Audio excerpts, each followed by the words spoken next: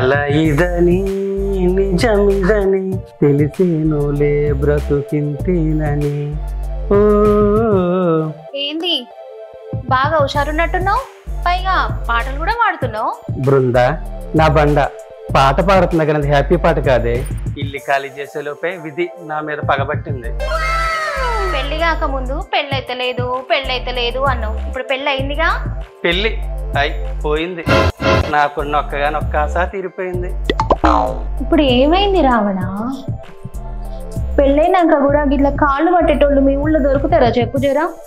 ఇంకా నన్ను నేను అలాగే ఓదార్చుకోవాలి. ఐశ్వర్యరాయ్ కోసం కలగంటే కల్పనారాయ్ దొరికింది.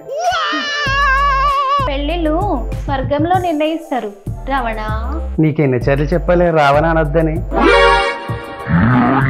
పెళ్లి కాక ముందు పిల్లని ఇయ్యారన్నావు, మరి ఇప్పుడు ఏమైంది రావణ? మా ఊర్లో మొగుడిని అండి యావని అంటారే, ఇలా పేరు పెట్టి పిలవరే బండ. సరేనండి. అబ్బా ఇప్పుడు చాలా హ్యాపీగా ఉంది. ఎందుకు నా జీవితం? అబ్బా చూడు రీ, మన ఇద్దరు జోడి రబ్నే బడాది జోడీలా ఉంది. ఇంకెవరికి చూపించగా. ఎందుకు? కితకితలు అంటారే బండ. డిష్ దాకుతుందనా? నేను నిన్ను ఎప్పుడైనా కామెంట్ చేశానా? లేదు. పోనీ నీకు ఎప్పుడైనా లైన్ వేసానా?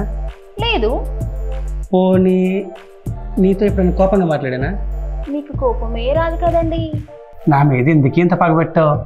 కితకితలు అంటే దిష్టి కాదే, నవ్వుకుంటారు.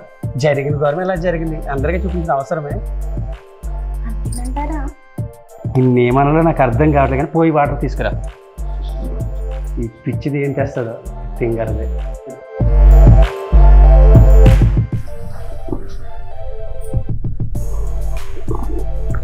ఈ అమీర్పేటలో ఎన్నో కళలు కలుతూ బస్ దిగా తెలుసా. అయినా ఇప్పుడు అవన్నీ ఎందుకులే, మా గోదావరిలో కొత్తలు నెల చూస్తారు తెలుసా. కళ్ళతో చూస్తారా, కళ్ళజోడు పెట్టి చూస్తారా కాదు, మర్యాద.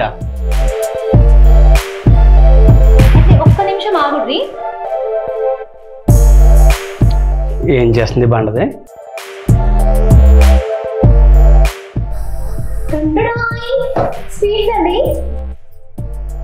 ఎంత మీ ఇంట్లో రెంటుకుంటే మాత్రం మరీ ఎంత చీపా? ఈ చీప్ స్వీట్స్ కాదండి, కాస్ట్లీ స్వీట్స్. పెళ్ళి ప్లేట్లో పెట్టి తీసుకురాపో.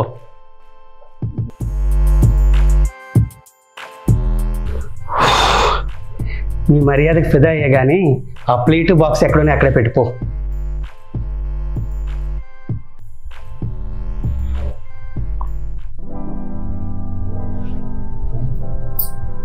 కూర్చో. రోడ్ రోలర్లా ఎంత బరువు ఉన్నాయంటే పక్కన కూర్చో. కొండ దిగినంత ప్రశాంతంగా ఉంది. బృంద ఈసారి నుంచి నువ్వేం చేసినా ఎంపైర్ల ముందు సిగ్నల్ ఇవ్వే.